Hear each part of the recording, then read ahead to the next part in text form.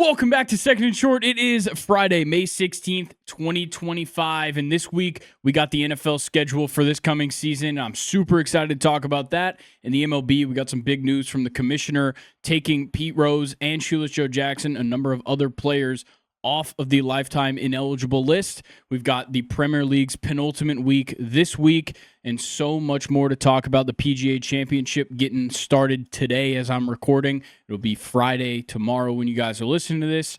As you guys can probably already tell if you're watching this on YouTube, which I urge you guys to watch this on YouTube, it's just me today. No Luke, nobody else, no Colin, no Nathan, no Ethan producing. It's just me. Me and myself, and I did a couple of these early days of the podcast. Only a few of them on video. I think the first ever video episode of the podcast was just me running it solo. Today, it's the same thing. It's me running it solo. Luke is off at a concert, at a music festival celebrating his recent graduation. So congrats to him on that. And didn't feel the need to drag Colin or Nathan over here to record an episode. So I'm a fly solo today, and I hope you guys enjoy. Make sure you guys are subscribed here on YouTube. You turn on post notifications. You can stay up to date with everything we've got going on here. We got a lot of fun summer content that's going to be coming. We're going to have weekly content coming out on Wednesdays, apart from the podcast, every single week of the summer. It's going to be from the start of June, so just in like two and a half weeks from now, that'll get started, and it'll go all the way into late August, and then that is when we'll turn focus over to the college football show for our midweek content, and I'll be doing that again. So super excited. We got 3 videos a week at least coming out for the rest of the year starting in June. So very excited for the whole second half of this year, and very excited for you guys to come along with us. Make sure you like this video while you're here and give us a comment. Go ahead and comment your PGA Championship predictions and your favorite game on the NFL schedule this season. Make sure you follow us on Instagram and TikTok to stay up to date with what we've got going over there. I hope you guys enjoyed that NFL quarterback ranking off the tier list that me and Colin did on Monday. Certainly got some feedback on TikTok. I'll say that. I will say me and Colin kind of fed into the rage bait just a little bit. Just a little bit. We definitely tried to ruffle a little bit of feathers there, but we still had fun. It wasn't totally rage bait. I mean, I do stick with a lot of the picks that I made in that ranking, so I can't totally blame it on me and Colin just looking for clicks. It was relatively genuine, and I do feel a little bit stupid. Please go show that some love over on Instagram and TikTok if you haven't seen that yet. And, of course, if you're on the podcast platforms, rate 5 stars and give us a follow on there. Because it's just me, I don't have to, be like, oh, how's somebody doing today? I'm doing great today. So I'll just go ahead and say I'm having a great day, going into a great weekend. The spring, summer weather is here. Me and Luke tend to talk about the weather on these episodes for some reason. I don't know. The weather's here. It's like 85 degrees today, and it is a beautiful 85. It is not too hot outside. It feels great. Not much cloud cover. It's a wonderful 85 out there today. So I hope everybody's enjoying the weather as well. Get out and do something this weekend. It's going to be a good one. Today on the schedule, we're going to be talking about the MLB. Of course, we got plenty of stuff to cover there. Then I'm going to go through the schedule release, talk about some of the international games, some of the holiday games, and then also talk about some of my favorite schedule release videos, because that has become a fun thing the last couple of years.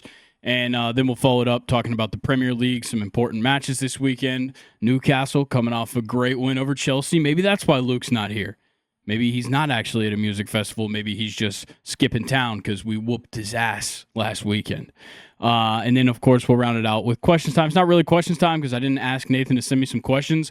I'm really just going to use that time to talk about the PGA Championship and then maybe just talk about something fun. I don't know. We'll see what happens when we get there. But without further ado, let's go ahead and get into the MLB recap. Very excited to talk about this first topic because Pete Rose, Shoeless Joe Jackson, like I previously said, have been removed from the MLB's permanently ineligible list.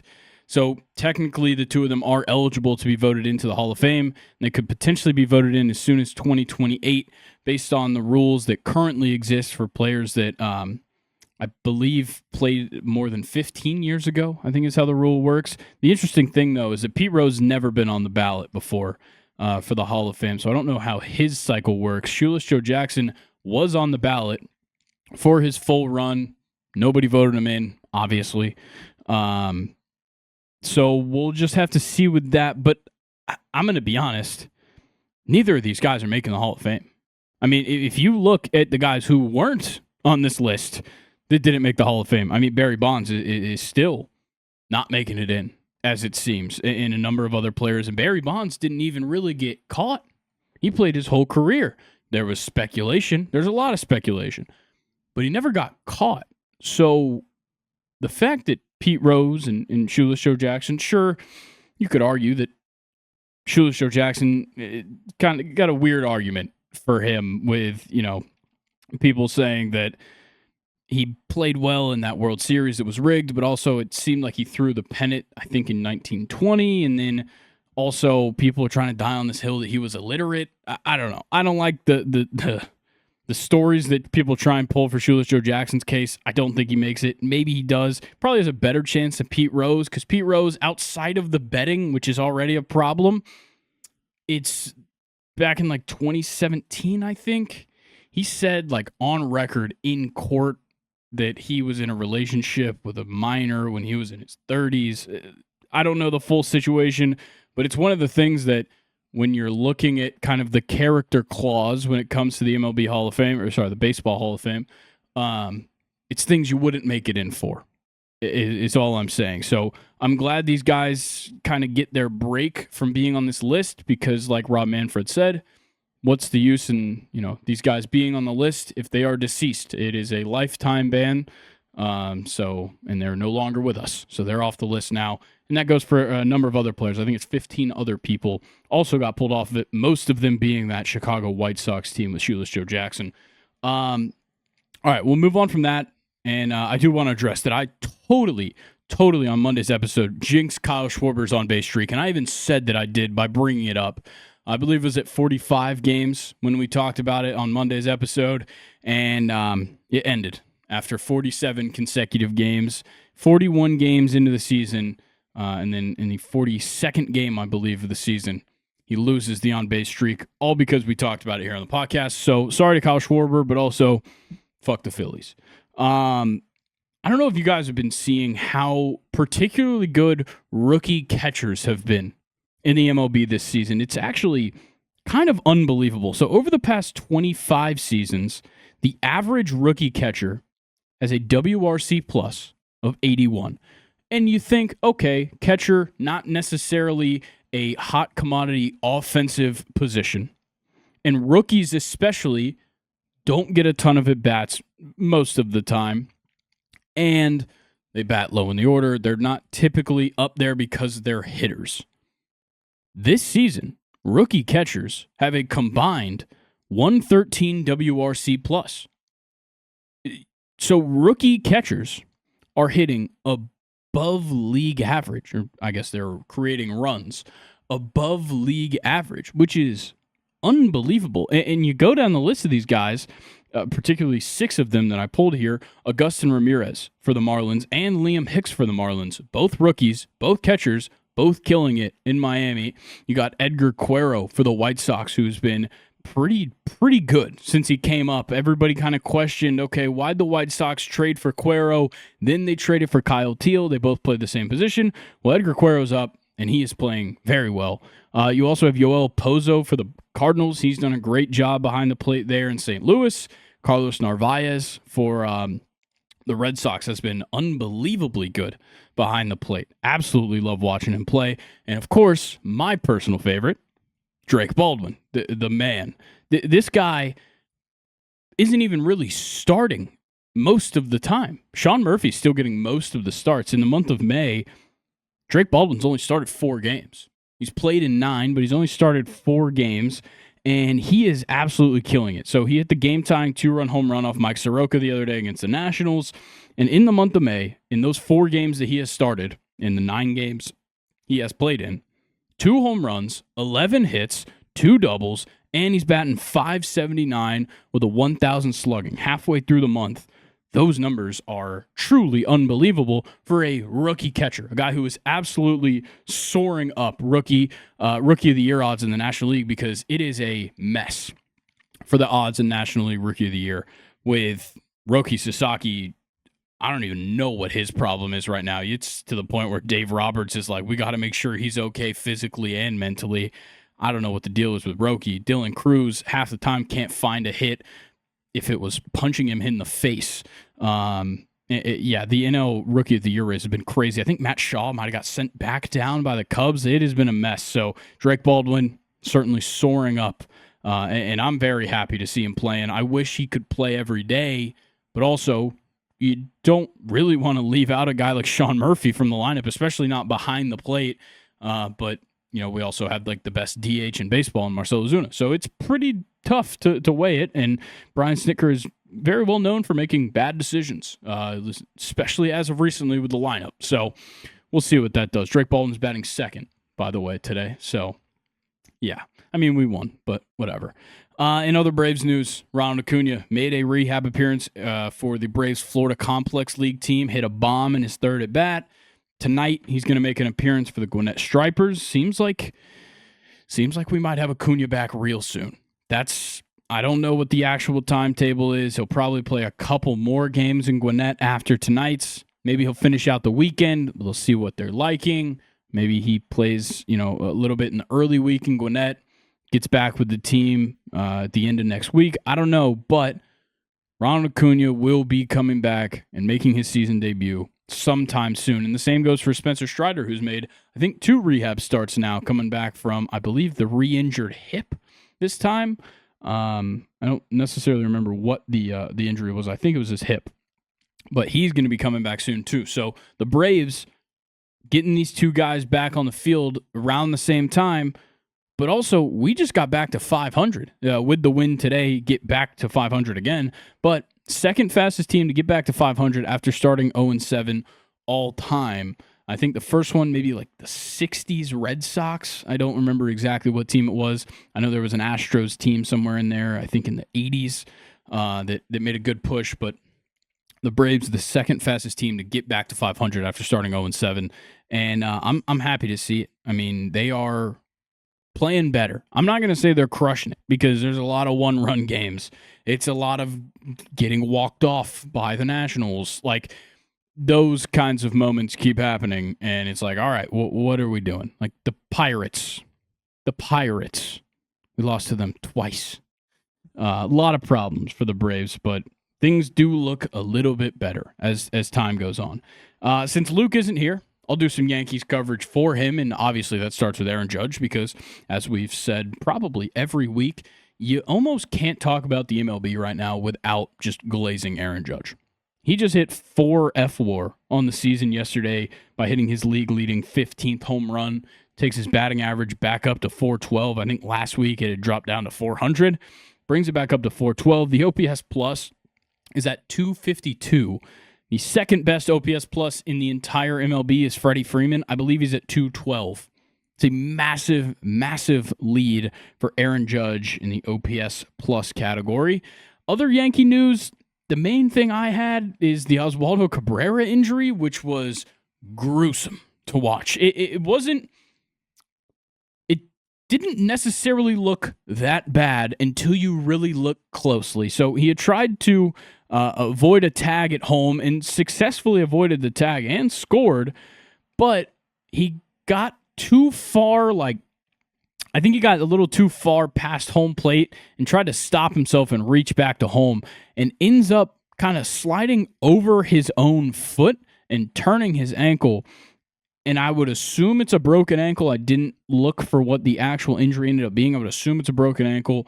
And then did reach the base and touch it, but laid on the ground in pain. They brought out the ambulance, carted him off into the ambulance, took him off the field. After the game, Aaron Judge said that Oswaldo Cabrera actually called him over while they were carting him off and asked if he had scored, which is, shout out to Oswaldo Cabrera for, just being worried about finishing the play, helping out the team. But gruesome injury when you really looked at it.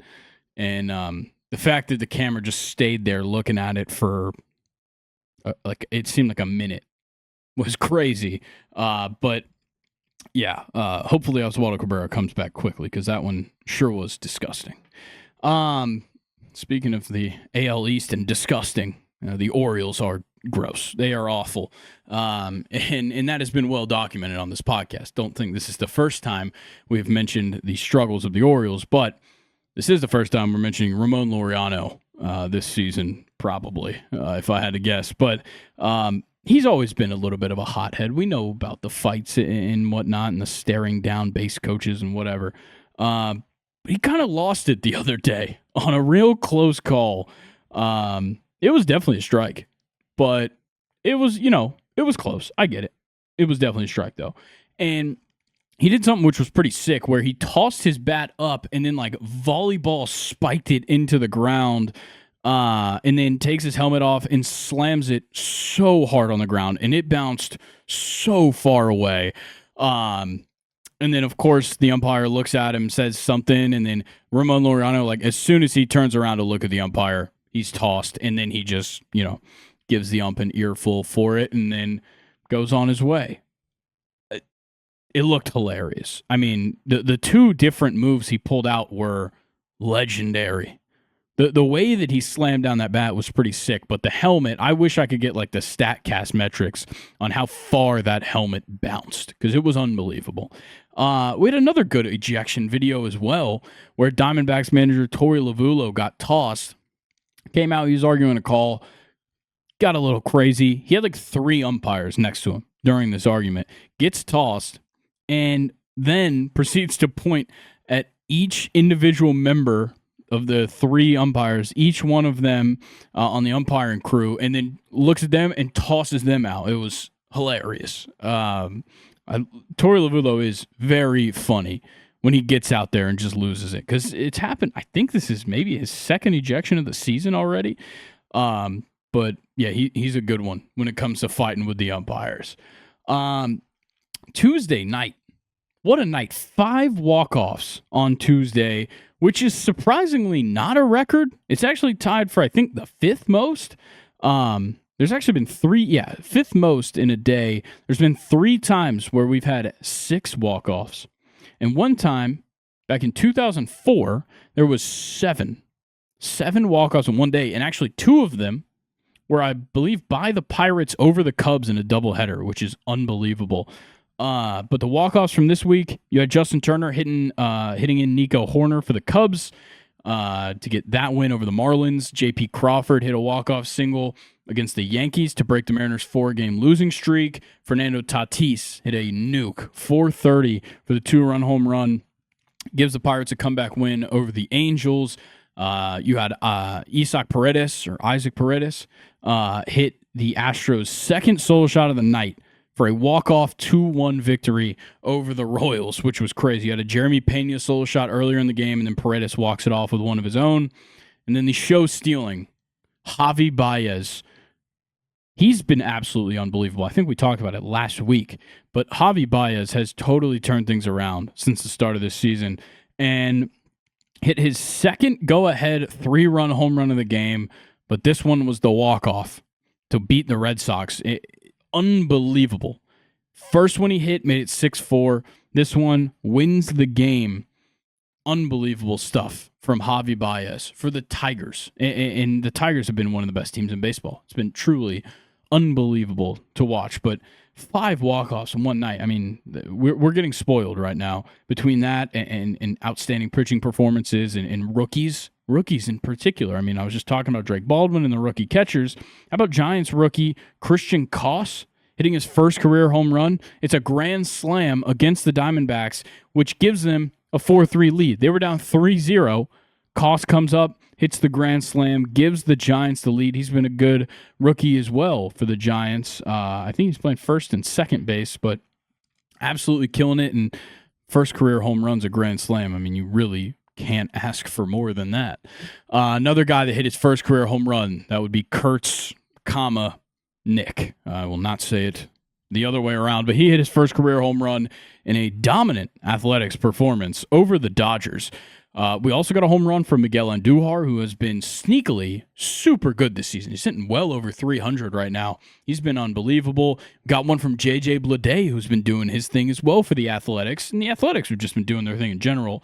But most importantly in that game, we also got a 2-home run game from the current AL Rookie of the Year favorite, Jacob Wilson. This guy is lighting Major League Baseball on fire. I think he is 100% an all-star this season, and as of right now, he will be the American League Rookie of the Year far and away. I think he's the favorite right now at like minus money, which is crazy. This early in the season especially. So Jacob Wilson absolutely killing it in a 2-home run game against the Dodgers too is amazing. And that actually brings me to our good pitching segment. We do the good pitching, we do the bad pitching. Starting off with the good pitching this week, and it's Jeffrey Springs of the Oakland Athletics in this game against the Dodgers, because not only did they beat the Dodgers, I believe 9-1, but actually it might have been 11-1, but Jeffrey Springs was a killer against one of the best lineups in baseball. 7 innings pitched, 6 hits, 1 earned run, just 2 walks, 4 strikeouts. Shout out to Jeffrey Springs, stepping up for the Athletics when they needed him most. Another guy who's been extremely impressive, been talking a lot about the rookies, Chase Dollander. I think this is his 3rd or 4th career start now. Against the Rangers, 6 innings pitched, 1 hit, 2 runs, both of them earned, 3 walks, 7 strikeouts. He gave up a home run on just 85 pitches. Had a no-hitter through 5.2. Gives up a 2-run home run to Wyatt Langford to lose the no-hitter, which kind of sucks. And, of course, the Rockies only had 1 run on the board, of course, because it's the bottom of the 5th. Why would they have more than 1 run? And so then Dollander not even in line for the win. It's pretty brutal that he has just been so good, absolutely killing it to start his career, but he plays for the worst team literally in history. I'm not going to go into that again because I feel like all we've done is talk about how bad the Rockies are, but they did officially get the modern era record for the worst, I believe, 40 game start. I don't even know. But they're bad. They are awful. They have 7 wins. I think the stat I saw is that every single one of the teams in the NL West has like 24 or more wins, and the Diamondbacks are on pace to win 26 games all season. So, yeah. Or, sorry, not the Diamondbacks. The Rockies are on pace to win just 26 games this year. So, not looking good in Colorado, but I love Chase Dollander. Got another great pitching performance out of a name that we are used to seeing in this category. That's newly announced member of Team USA for the World Baseball Classic, Paul Skeens, taking on the Mets. 6 innings pitched, 6 hits, 1 run. It was earned, 3 walks, 6 strikeouts, brings that ERA to 2.63. This is kind of average Skeens, but I wanted to note this because I did put him in the bad pitching maybe last week or the week before when he gave up those 3 home runs or 2 home runs. So Paul Skeens, you're back into the good pitching category, as you're probably used to at this point. Shout out to Merrill Kelly of the Diamondbacks having a good start against the Giants. 7 innings pitched, 8 hits, 1 earned run, 8 strikeouts, 103 pitches. Crazy stat that I saw for the Diamondbacks is that they have gone alternating win-loss or lost multiple games in a row every time since May 1st. They haven't won back-to-back games since April 30th and May 1st, where the last back-to-back games they've won, which is kind of crazy to go 2 weeks without winning back-to-back games. And then our final in the good pitching category, who else but a Mariners player, Brian Wu. In the best rotation in baseball, Brian Wu has a heater against the Yankees. 6.1 innings pitched, no runs, 4 hits, 6 strikeouts, no walks on 88 pitches. And at one point in the game, retired 15 straight batters. Shout out to Brian Wu. Now on to the bad pitching. This isn't going to happen often, but it's just Tanner Houck. He's the only one in the bad pitching category for this week because nobody's beaten this one. And what's crazy is that the last time we talked about Tanner Houck is when he had an unbelievably bad start. That is the type of start that you genuinely don't see from the same player again in a season. But boy, were we wrong, because he truly did do it again. 2.1 innings pitched versus the Tigers. No strikeouts. 9 hits. 3 walks. 11 earned runs with 2 home runs in the mix. Takes the season ERA up to a 8.04. And Tanner Houck becomes the first pitcher in 17 years to allow at least 11 runs twice in a single season. Like I said, the type of start where you think this guy can't do that again, and then he does it again. I don't know what happened to Tanner Houck, but it's just not his year, I guess. Awful. And he takes the bad pitching category all to his own. I do have some other small pitching news just from around the league. Ben Joyce going to miss the rest of the season with shoulder surgery, so the Angels going to be missing their flamethrower there in the bullpen, which sucks. Typically, you would have probably assumed a guy like that was going to hurt his elbow, but it's the shoulder for Joyce, which hopefully means he can come right back. I don't really know. Shoulder surgery is not as common necessarily for pitchers. Looks like Max Scherzer, his timetable for return is going to kind of get messed up here, probably going to get pushed back a little bit. In his last live throwing session, experienced some back tightness. Last time it was the thumb. That's what put him on the IL. Now it's the back tightness. So Scherzer getting a little bit more pushed back, which really sucks to see. But we do have another legend of the era coming back. Clayton Kershaw making his return to the bump, getting the start for the Dodgers on Saturday. Hopefully, we get something good out of it. I love Clayton Kershaw, but I'm not optimistic. I'll say that. Last thing for the pitching news, the Guardians. They hired Corey Kluber as a special assistant pitching coach. It was cool to see him in the dugout next to Tanner Bybee, kind of the next era of Guardians pitchers. But yeah, shout out to Klub. I mean, he's a dog, absolute legend in Cleveland. So shout out to Klub getting himself a little job on the bench. Shout out to Stephen Vogt as well. We got 2 retirements this week as well. 2 guys that are, one of them I'd say is like a Hall of Very Good. One of them a cult hero maybe. Evan Longoria and Matt Carpenter.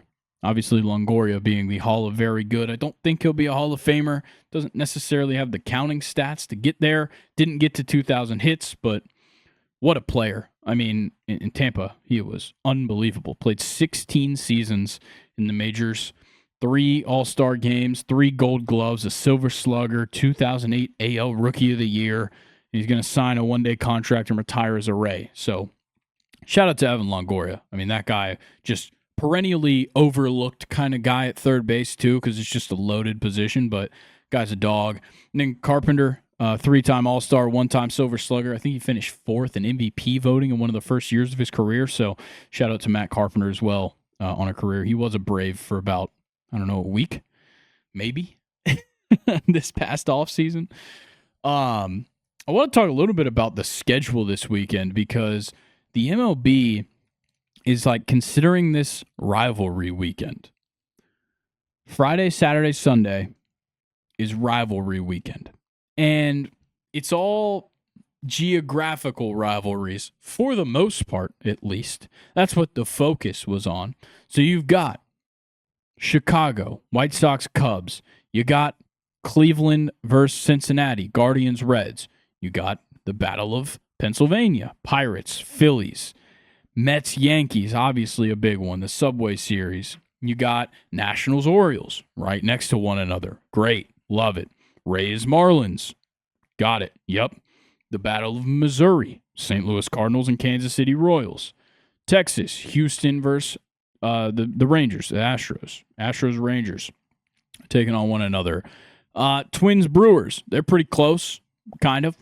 Rockies, Diamondbacks. They're kind of close, but not really. And also, who cares? Angels, Dodgers, of course. Athletics, Giants, both essentially right across the street from one another. Then you get into some weird ones, Mariners, Padres is whatever. I guess it's not great, but it's a good series. It's not a good rivalry. But I'm excited to watch that series. And then you get to the question, Tigers, Blue Jays used to be an AL East matchup. But yeah, I don't know about that one. I don't know how much of a rivalry there is there. And then Braves, Red Sox exists. It's not a rivalry.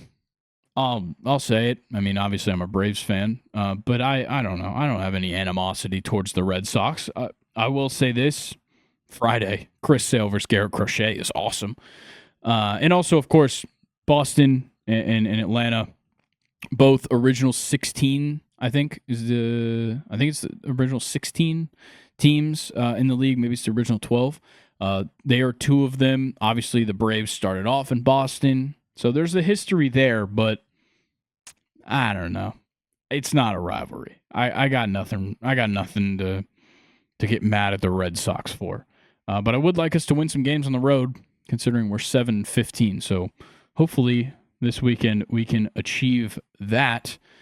But I think that's going to do it for the MLB. So why don't we talk about the NFL schedule release? Very excited to see these games. Schedule release has become kind of a weird thing because I'm going to be honest, I didn't really need to know any of it for like a couple months probably. I get it because you got to sell tickets. But, I'm not going to be analyzing NFL team schedules. And also, Monday and Tuesday, I found out all the games that I really needed to know. I knew about the week 1 matchups by then. It all gets spoiled. That kind of sucks, but it does. So it is whatever. But it's still fun to see the videos. That's maybe the more fun part. The interesting thing here, though, I did need to note this, is that the Chiefs, Cowboys, and Commanders are tied for the most standalone games this season with 8. So 3 very different teams. Obviously, the Chiefs are kind of the current dynasty in the NFL, and then the Cowboys were really bad last year. Obviously, Dak was hurt, but they were bad, and it doesn't matter because Jerry, they're just a brand. They're the biggest brand in the league, and they get a lot of credit for it that is probably not deserved. And the Commanders, you're just kind of feeding the hot hand. Jaden Daniels and this miraculous squad's run to the NFC Championship game was just unbelievable. Hopefully they bounce back and continue to be just as good, if not better, this season. And I really do think they could. So they're going to be a fun one to watch in standalone games. But the Cowboys, I certainly have my questions. The Chiefs too. Obviously they're a moneymaker. They're a name, but last year, maybe not what I was looking for, at least on the field. Obviously, the record says otherwise. International games. Got a lot of international games. Too many international games, probably. And it starts off another week 1 matchup in Sao Paulo, Brazil. This time, it's a divisional matchup between the Chiefs and the Chargers. I don't like it. I don't like putting a division game in another country. I understand that you want there to be a good game for another country because this is the NFL. Pretty well just, it's their biggest marketing ploy for international business is to go to a country, hold a game, and you want to give them a good show. But a divisional game is brutal. You are kind of, in particular, you're screwing the Chargers. I believe the Chargers are the home team in this game. That sucks. To be on the road in Brazil, neutral site, against the Chiefs of all teams. You'd like to play them in your home stadium, if possible. So you're losing a home divisional matchup against the best team of the last, 5 years. The best team so far in this decade. So I don't know, if I'm the Chargers, I'm kind of pissed that they put me here, but also it's a bit of an honor. But at the same time, you should probably be mad that they're stealing a home division game from you. And then you go on to week 4. Kind of starts a 4-week stretch, actually, straight of international games, all in the UK, kind of. Dublin is not in the UK, technically, but you get what I'm saying, the vicinity. Week 4, Steelers-Vikings in Dublin. That's September 28th. Dublin worked for college football, I think. I think it played. Obviously, I'm not happy with what happened in Dublin for me as a Florida State fan, but that is besides the point. Steelers-Vikings, I think it'll be a... Actually, I don't know what that matchup's going to look like, honestly, especially by week 4. this could be Will Howard versus JJ McCarthy, which I'm not that interested in. Yeah, I'll be totally honest. I'm really not. But hey, we'll see. We'll see what happens. Week 5, the Vikings stay out there. Kind of sucks to play back-to-back out there, but they go to London to face the Browns on October 5th. So I don't know if the Vikings prefer being out there 2 weeks in a row to maybe like coming back without a bye. I would assume they have a bye week 6, maybe. I don't even know if there is buys week 6. I don't know. Once again, like I said, I don't look at the whole team schedule until I have to. But yeah, Vikings, Browns, I mean, that sucks. The Browns are awful. Week 6, Broncos, Jets in London. That one, that's a maybe, I guess. That could be something. The Jets could be something this year. I doubt they're great, but they can maybe contend with the Broncos. And then week 7 in London, the Los Angeles Rams take on the London Jaguars. Jaguars, of course, a fixture in the international games, particularly in London on October 19th. Rams-Jags. I mean, the Rams should wipe the floor with the Jaguars, if I had to guess.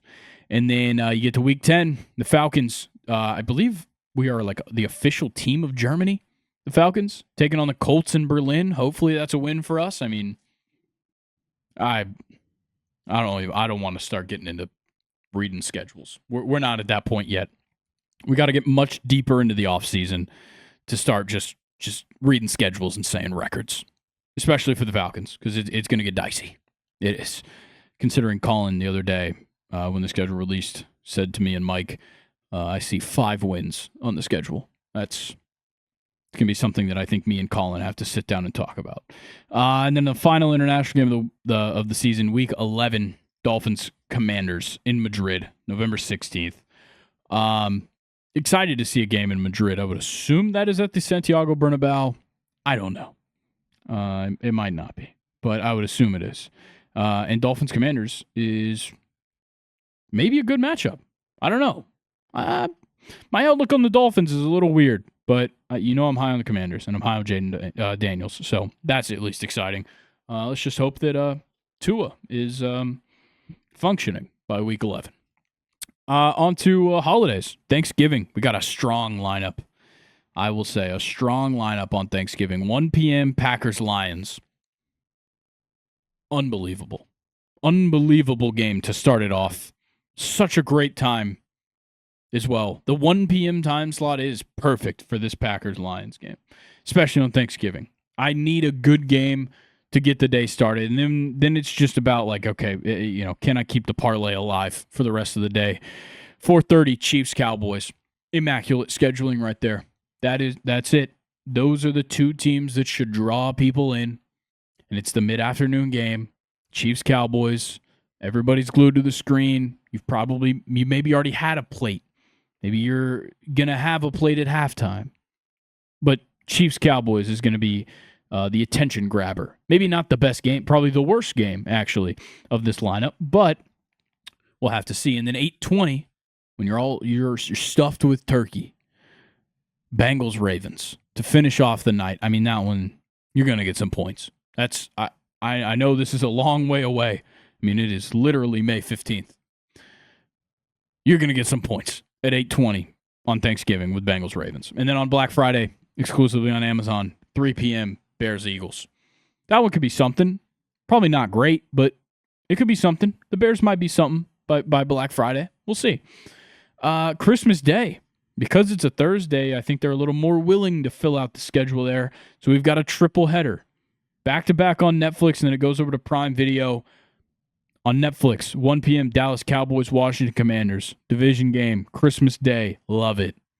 Love it. Cowboys Commanders going to be great. Another Christmas Day division game. Detroit Lions and Minnesota Vikings, 4:30 on Netflix. Love it. Love it. I love seeing the Lions in standalone games because they are just awesome. They are. And Jared Goff gets to play inside. That's the biggest thing. Both of these holiday games, Jared Goff's playing inside. That's a big deal. If you're a bettor, you know Jared Goff inside, it's a lock. And then you round out the night Another division game. I think everybody probably playing division games, if I had to guess that week of Christmas. On Prime Video, Broncos Chiefs. Once again, I think this Christmas Day slate is perfect. Actually perfect. I haven't seen what other games are being played that week, like who's playing Sunday or whatnot, but that's perfect. I love that so much. All right, I'm not going to go through like particular schedules or just like Monday Night Football and stuff. I mean, that's just who knows, who knows, and who's really looking forward to Monday Night Football. Well, I mean, I'm looking forward to it, but it's not the apple of my eye when it comes to schedule release day. What is videos? Schedule release videos are always great. There's also always awful ones, and we'll talk about those for sure. But I've really just got good ones here. And I'll start off with the Eagles, mainly because it was the first one I saw, and it was genuinely great. Mainly because I was the target audience, I think. It was a 2001 A Space Odyssey intro spoof, where the Lombardi Trophy is the monolith from the beginning of the movie, and it's the music and all that. I mean, it's literally perfect for a guy like me who absolutely loves that movie. Big Kubrick guy. So yeah, I love it. And like they never actually show an opponent until literally the end of the video. They just flash all of the teams, like the whole schedule on the screen. That's it. So I love that. So shout out to the Eagles. That was a good one. The Chargers killed it with their Minecraft video. Once again, I think I was partially the target audience for this one. And I appreciate that it was literally done in Minecraft, because we're going to talk about the Colts. But the Chargers I can respect because it was literally made, like, you could tell they did it in a game of Minecraft. It was not just animated in a Minecraft style.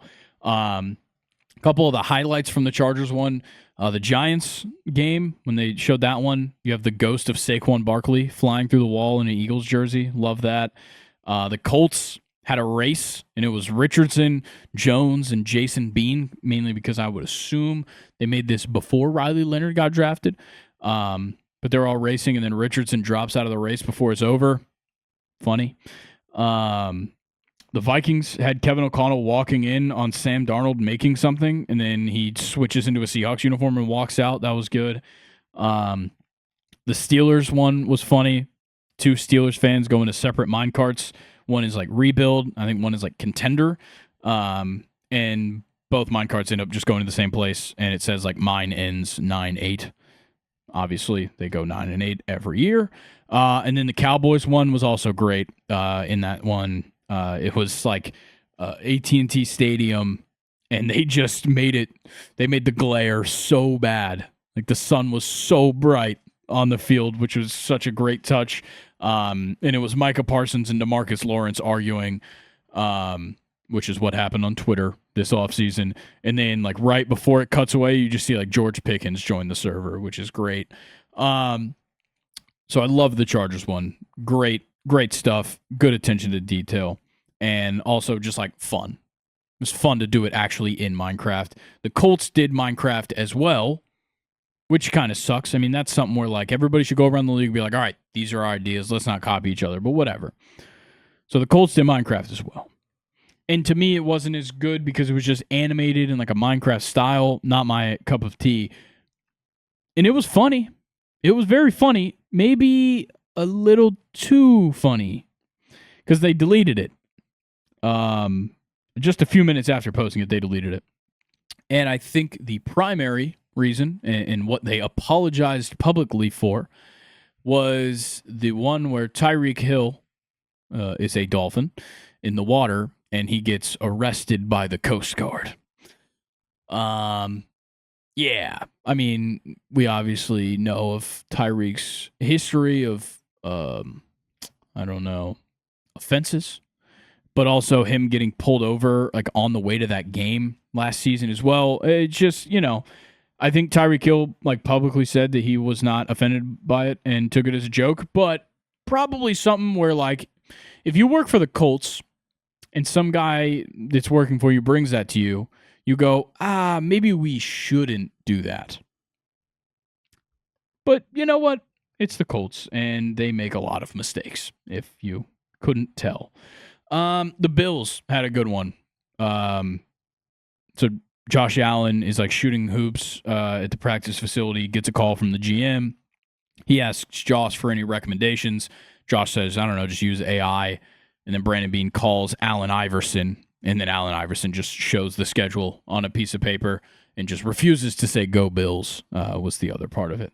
The Cardinals, I just like the effort that they put in. Their linebacker, Mac Wilson Sr., did a full song rapping the entire schedule, all like well-written bars incorporating all the teams that were going to play. It's like a 3-minute song, so shout out to them.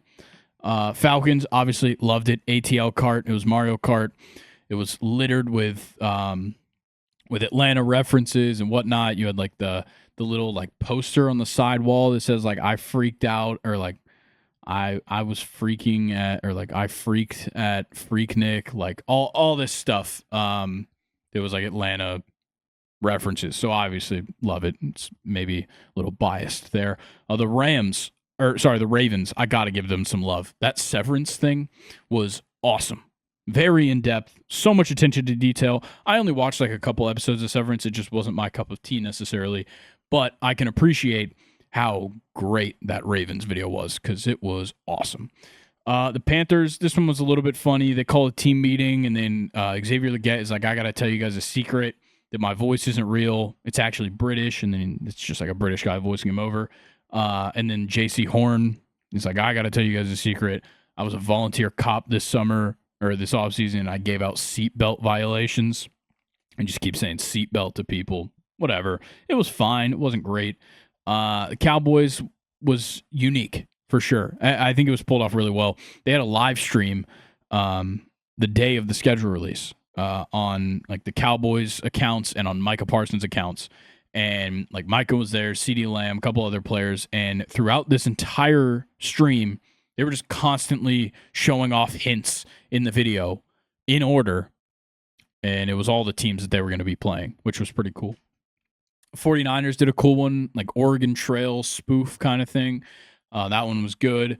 The Patriots, I think, and the Bucks. Okay, I'm a little bit biased because as like a Barstool Sports fan and a person that has been consuming their content for a number of years now. But the Patriots and Buccaneers killed it with their incorporations of celebrities. Most people typically get this wrong, but the Patriots, Dave Portnoy, emergency press conference style, great. Let him kind of get a little loose, trash talking some of the other teams, which I can appreciate. I didn't appreciate 28-3, but at this point, I mean, it's just it's water off the duck's back, or whatever that saying is. But yeah, Portnoy killed that. And then the Buccaneers did a Gruden unboxing video, which is awesome. I mean, Gruden is just the best. And those unboxing videos are must watch.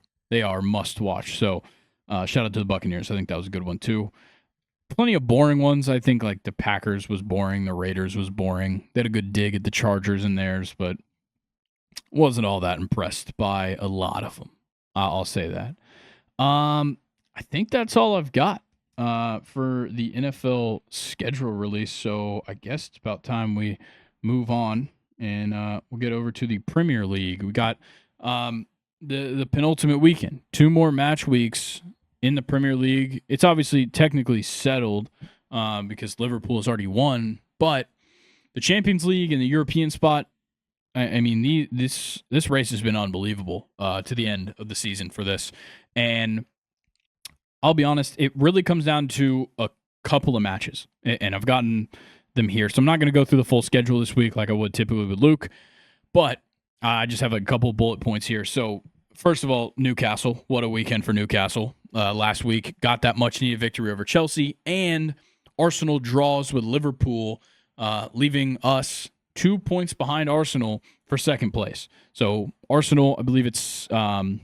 I think they're at 68 points. We're at 66 with the win over Chelsea, and the two of us go head to head. Us and Arsenal go head to head with only 2 points separating us on Sunday. So Newcastle has the chance to beat Arsenal and overtake them for second place, and ultimately contend for second place in the Premier League, which is, I believe, would be our highest finish yet in in our team's history in the Premier League era, which is pretty amazing. I'm so proud of Newcastle for how this, especially the second half of the season's been. We've dealt with injuries like we have in the past, but man, this team has done a lot, and especially with Isaac not scoring like he was. To see this team continue to score goals, continue to fill gaps too as guys go out. I mean, Anthony Gordon lost his job for like weeks, all because he served a 1-game suspension and Harvey Barnes showed up out of nowhere. I mean, it really has been amazing to see. I'm very happy for Newcastle. Hopefully we hold on, we get one of these Champions League spots, and we get things back on track, and we don't just flame out of the Champions League next season if we're lucky enough to make it. So Newcastle, Arsenal playing some awful soccer right now. They drew, obviously, with Liverpool last week, which Liverpool really doesn't seem like they're trying. I mean, they won the league. They're out of the Champions League. They don't care.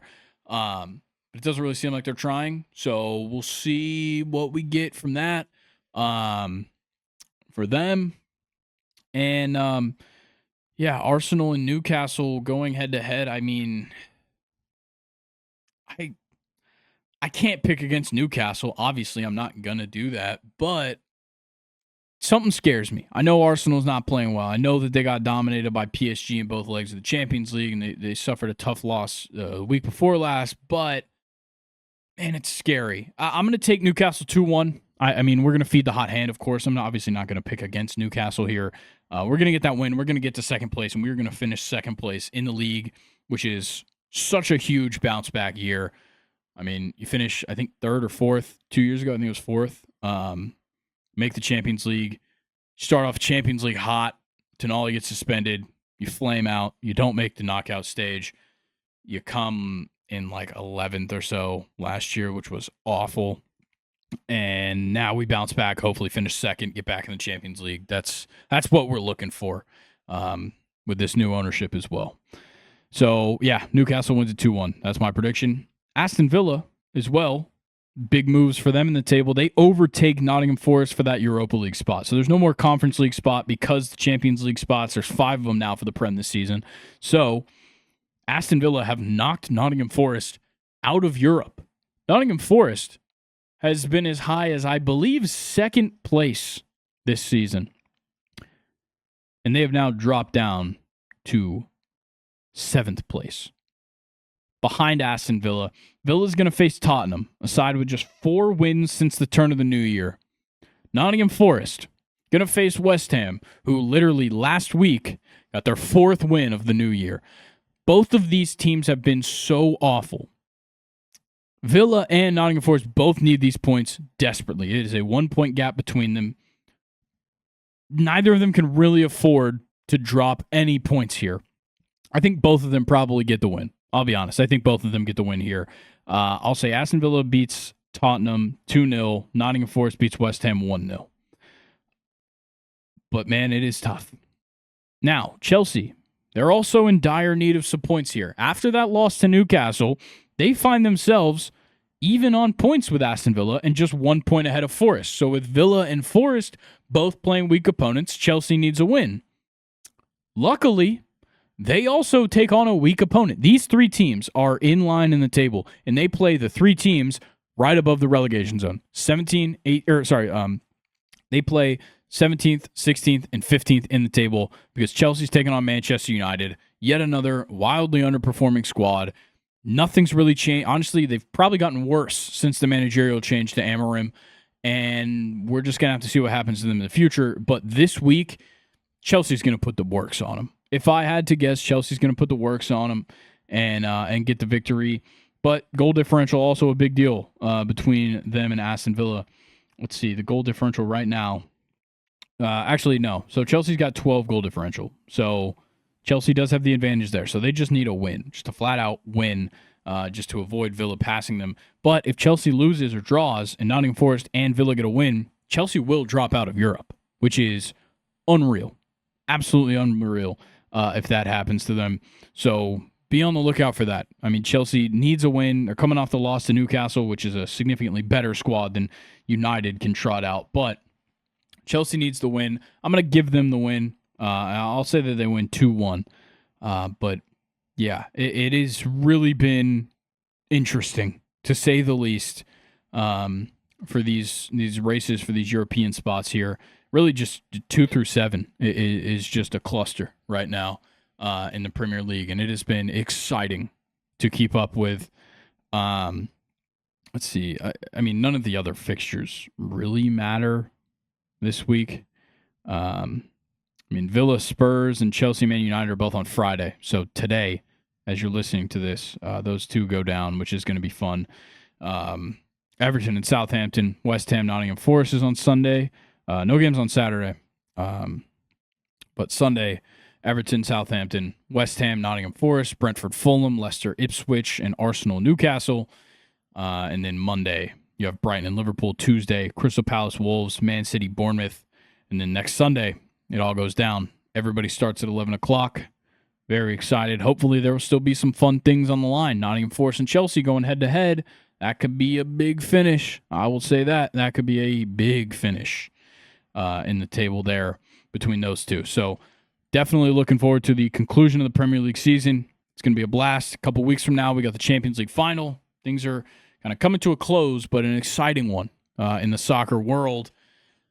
But I think that's going to do it for the Premier League this week. So let's move on to the fun time, the funnest that we will have on this podcast. It's questions time. You know what time it is? It says it on this watch here that I'm not wearing, and I never do. I don't have one. But this isn't really questions time. I'm just, calling it that for the sake of continuity. But I'm just going to kind of talk about PGA Championship just a little bit, probably just a couple minutes, and then I've got a little story from just something that happened to me today. I just figured, why not just have some fun? Do like some real sit-down talking podcasting with the people. Some comedy podcasting, maybe, if you will. But first, we'll talk about the PGA Championship. Very excited to watch the PGA Championship. Love it. Second major of the year. It's a big deal. The thing I'm most looking forward to is Jordan Spieth. He needs to have a big week trying to complete the career Grand Slam, which is kind of insane because of how bad he's been for the last 2 years.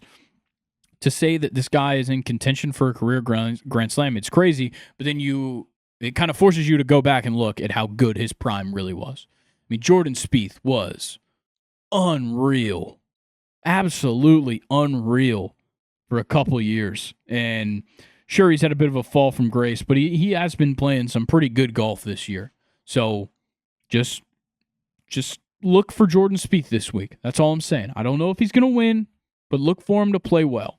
Also, Rory. Of course, Rory's been playing some unbelievable golf. I mean, this season, he's got a better winning percentage than the Pirates, than the Rockies. I mean, that's pretty crazy. They have a better winning percentage. I think there's another team as well that he's better than. It's kind of unbelievable. So obviously don't count out Rory McIlroy. If I ever had to say that, I mean, what are we talking about? The rest of my picks, I mean, it's kind of unfair because everything's kind of already started. But my primary picks going into it were, I think I had Oberg, of course. He's my guy that I ride with. Shane Lowry I ride with. He didn't have a good day. I don't think either of them had a good day necessarily. I don't know what Oberg shot. Koepka had a bad one, which is also not good because he was another guy that I certainly root for as a Florida State Seminole. Yeah, those are the main guys I was looking at. Maybe Akshay. I don't know how his round one went, but maybe Akshay. Of the guys that I did see play, Keegan Bradley looked awesome in round one. I really liked what I saw from Keegan Bradley today. So maybe keep an eye on him for the weekend. Kind of surprised by Scheffler. I think he only shot a 2 under on day one. But, I mean, this guy's a guaranteed top 10 easily. I mean, if not guaranteed top 5 at this point, especially when you're talking about a major. I mean, Scotty Scheffler's going to show up for 4 straight days and just play an absolutely unbelievable weekend if you had to guess. So, obviously, you can't count out Scotty. Honestly, if anything, count him in for a great round on Friday and Saturday. That's the bigger thing. I don't really have much else on the PGA Championship. I haven't gotten to watch too much. Like I said, I watched a little bit of Keegan Bradley today, but That was really it. So I guess I'll just talk about this little story. I mean, it was just kind of like it happened, and then I just like walked around for the next 10 minutes, just like, did that just like actually happen to me? So I'm pulling into the grocery store. Not gonna say what grocery store. Not that anybody's gonna track me down there, but I'm pulling in to the grocery store and I park in a spot that I don't typically park in, which shouldn't change anything. But whatever. It's just like I parked on the side of the store. I would typically park right in front of the store, as most people would. As I'm getting out of my car, I noticed this guy about 2 spots away from me. Both spots between us were empty. And he's got the most loaded cart. Like, had to have been well over, if I had to guess, $200 to $300 in groceries. Well over that, if I had to guess. Like a chock full cart of everything. Literally everything you could think of to get at a grocery store. And as I'm getting out of the car, I notice it, and he just keeps looking at me. And like I said, he's only like 2 spots away from me. So like it didn't take much time from the time I got out of my car to the time that I was probably in front of his car. He might have looked at me 3 times. And I was just like, what is going on? Like what is happening right now? And then as I'm passing his car, I kind of see in my peripheral that like he is now gone behind his cart and is kind of walking towards me. And now I'm like maybe a spot away from him. And he goes, hey, man. Like, excuse me. I'm like, you talking to me? What is happening? And he goes, are you a DoorDasher? What? No? Like, what? I don't know why, but something went off in my head when he was like, are you a DoorDasher? And I was like, no, I'm not, but I'm just here to buy groceries. And he was just like, oh. Like, he was kind of mad. And I'm like, what is happening right now? No offense to the DoorDashers, but like, do I look like a DoorDasher? No, once again, no offense, not like saying I'm better than anybody, but like, I don't know what it was about me, because he looked at me like 5 times. And on that 5th time, he was like, that guy's for sure a DoorDasher. Because like, I know how this goes. Like, I'm not somebody who's just going to talk to random people in public. But if I like read you 5 times and it's maybe like, oh, like, maybe it's like this guy looks familiar or whatever it is. Or maybe like I'm out somewhere at like a store where they don't wear name tags, so you don't really know if they're an employee. But you kind of just give them a couple looks, and then you're like, okay, yeah, that guy definitely works here. I mean, look, like maybe he's wearing something. Maybe like he's just doing something that would say this guy works there. But this guy looks at me 5 times. All I do is get out of my car. I'm wearing the exact same clothes I'm wearing right now. The only thing you guys can't see is I'm wearing some Adidas corduroy shorts. And I was wearing some running shoes. Get out of the car, walk past this guy. Are you a DoorDasher? No, bro, I'm not a DoorDasher. Like, I was, for some part of me was like genuinely offended. And I don't know why. I really can't explain why, but like, it just irked me. And then I just like, I was walking through the grocery store, like the little plastic thing on the buggy. I just like, every couple like minutes, I was just like, my mind would wander, and like in my head, I'm just like, do I look like a DoorDasher? Like, once again, no offense to people that do DoorDash. I have the utmost respect for you guys, actually, because for about like 2.5 years of my life, I was like, if they had like top percentage spenders or like frequent flyers for DoorDash, I was your guy. I mean, you could tell. I mean, go back to the podcasts from then. I was DoorDashing a lot. I was DoorDashing a lot of food. So I have respect for the DoorDash drivers out there. But there was just like something about like the fact that he clearly did not want to say something to me, but he kept looking at me. And then finally, after like 5 looks, he goes, are you a DoorDasher? I don't know. It broke me the wrong way. But please let me know if I'm stepping out of line here. Maybe I do look like a DoorDasher. Maybe. I don't know. Or maybe But see, maybe he was there doing a DoorDash order. I don't know. I'm still trying to put the pieces together because this literally happened to me like, I don't know, 5 hours ago. Yeah, I'm still putting the pieces together in my head of like what actually happened here. But no, I'm not a DoorDasher for anybody out there that's wondering. Yeah, I don't know why, but like there was a part of me that was offended.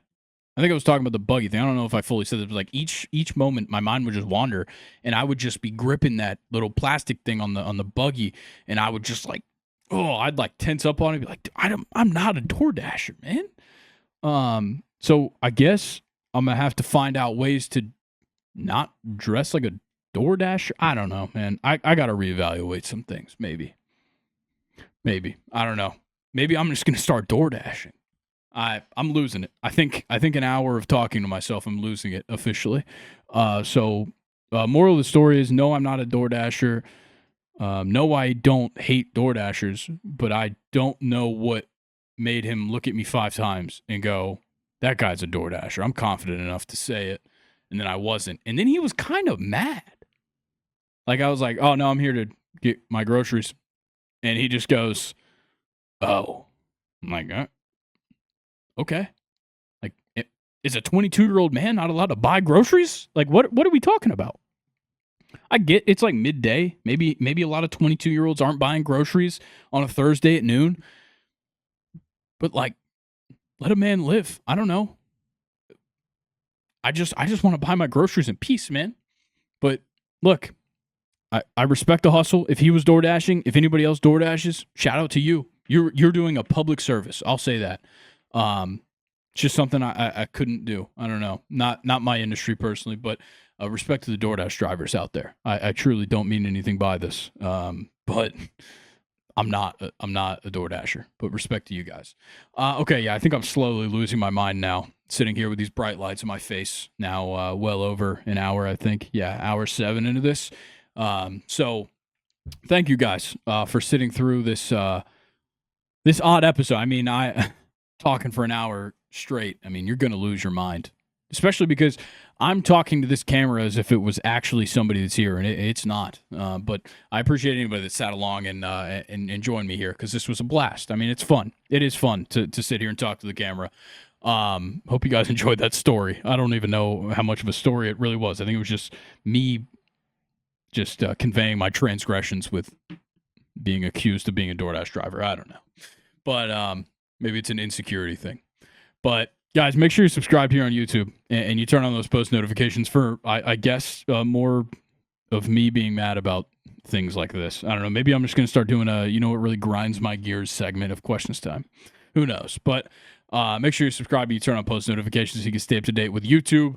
And of course, leave a like and comment. Let me know if I do look like a DoorDash driver. And follow us on Instagram. Follow us on TikTok. Stay up to date with what we got going on over there. Go check out those quarterback rankings me and Colin posted. If you haven't watched the Monday episode with the tier list, go watch that. Or you can go check out how we ranked everybody over on Instagram and TikTok. I know the TikTok comments just ate that shit up. So feel free to go give that a look. And if you're on the podcast platforms, rate 5 stars, give us a follow on there. And with that being said, this Monday, it's coming Monday, me and Colin will be back here in studio with Nathan here as well. Then next week, I believe Luke will be here in studio. So it'll be kind of like, you know, Luke had to transition from remote for the semester, graduate, go to this music festival. Next week, he's in person. So maybe he makes up for it there. But very excited to get Luke back in studio for the summer. And yeah, with that being said, a lot of good baseball this weekend, rivalry weekend, I guess, in the MLB, and plenty of other things to look forward to. So I will catch you guys on Monday, and I hope you guys enjoy your weekend. Peace.